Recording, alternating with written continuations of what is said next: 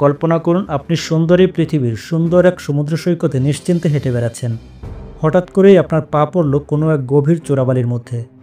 আপনি চেষ্টা করছেন আপনার পা বের করে আনার জন্য, কিন্তু পারছেন না। বরং আপনি আরও দ্রুত চোরাবালির মধ্যে ডুবে যাচ্ছেন। দেখতে দেখতেই আপনার শরীরের অর্ধেক ডুবে গিয়েছে। এমন অবস্থায় আপনি যতই বের হওয়ার চেষ্টা করবেন ততই ডুবে যাবেন। আপনি কত সুন্দর প্ল্যান করে ছুটি কাটাতে এসেছিলেন, কিন্তু সেটা কত ভয়ানক হয়ে দাঁড়ালো তা আপনি ভাবতেও পারছেন না। আজকের ভিডিওটিতে আপনারা জানতে চলেছেন এরকম মৃত্যুকূপের মধ্যে পড়ে গেলে আপনি কিভাবে নিজেকে রক্ষা করবেন। তাহলে চলুন শুরু করা যাক। আপনি হয়তো সিনেমায় এরকম অনেক দৃশ্য দেখেছেন যেখানে দেখা যায় মানুষ চোরাবালির মধ্যে নাক পর্যন্ত ডুবে গিয়েছে, কিন্তু বাস্তব জীবনে এটা খুবই বিরল একটি ঘটনা। বেশিরভাগ ক্ষেত্রেই আপনার শরীর অর্ধেকের বেশি ডুববে না, কারণ অধিকাংশ চোরাবালি অগভীর হয়ে থাকে। কিন্তু তারপরেও এটা মারাত্মক বিপজ্জনক হতে পারে।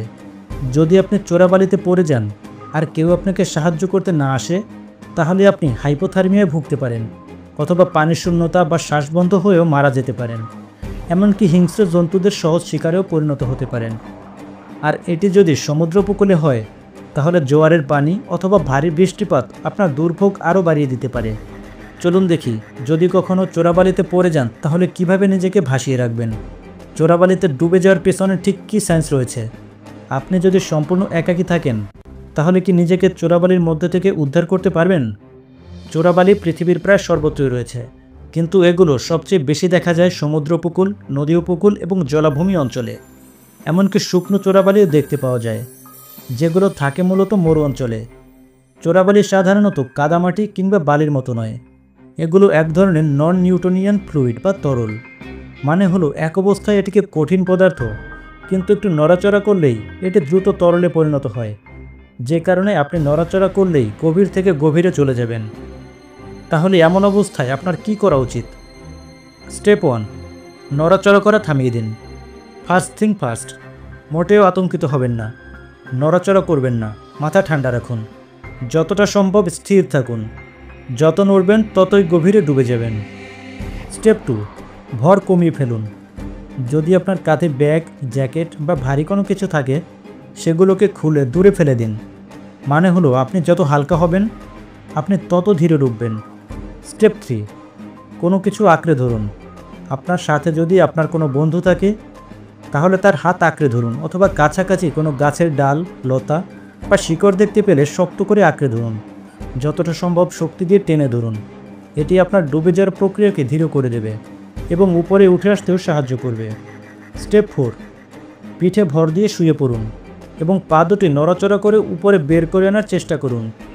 পেছনের দিকে হেলে পড়লে আপনার সারফেস এরিয়া বাড়িয়ে তুলবে, যা আপনার ডুবে যাওয়াকে অনেক বেশি ধীর করে দেবে। আর পা নড়াচড়া করলে বালি অনেকটা তরলে পরিণত হবে, ফলে আপনি সহজেই পা বের করে আনতে পারবেন। যখন পা দুটি মুক্ত করতে পারবেন, তখন পা দিয়ে নিজেকে পেছনের দিকে ঠেলতে থাকুন, যতক্ষণ না নিজেকে শক্ত কোনো স্থানে উঠে নিতে পারেন। যদি আপনার হাত জমে গিয়ে থাকে, তাহলে শরীরকে ঘোরাতে চেষ্টা করুন, এতে করে হাত মুক্ত করতে পারবেন। স্টেপ 5, সাহায্যের জন্য চিৎকার করুন। যদি সমস্ত চেষ্টায় ব্যর্থ হয়, তাহলে আপনার গলাই কেবল আপনাকে বাঁচাতে পারবে।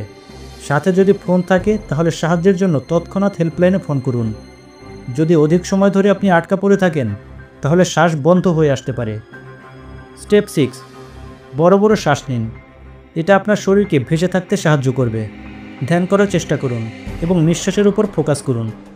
আপনার ইয়োগা ক্লাসের সঠিক ব্যবহারের সর্বোত্তম সময় এটি। আপনি যদি সৌভাগ্যবান হয়ে থাকেন, তাহলে কেউ এসে আপনাকে সাহায্য করবে, কিন্তু এক্ষেত্রে তাদের অতিরিক্ত সতর্কতার প্রয়োজন রয়েছে। তারা যদি আপনাকে জোরে টান দেয়, তাহলে আপনার শরীরের মাঝখানে ছিঁড়ে গিয়ে অর্ধেক চোরাবালিতেই থেকে আসতে পারে। যেহেতু চোরাবালির ঘনত্ব মানুষের শরীরের দ্বিগুণ, তাই এটি মানবদেহকে শক্ত করে চুষে ধরে। চোরাবালির ভর আপনার শরীরের নার্ভ এবং মাংসপেশিকে নষ্ট করে ফেলতে পারে। এটাকে বলা হয় ক্রাশ সিনড্রোম। এটা আপনার কিডনিকেও ক্ষতিগ্রস্ত করতে পারে। তাই চেষ্টা করুন পাকে ফ্রি করে ভেসে থাকতে। এটা আপনার পেশি এবং অঙ্গ প্রত্যঙ্গের উপর থেকে চাপ কমাবে এবং আপনাকে উপরে উঠে আসতে সাহায্য করবে। চোরাবালিতে সচরাচর মৃত্যু হয় না, কিন্তু এটা হতে পারে।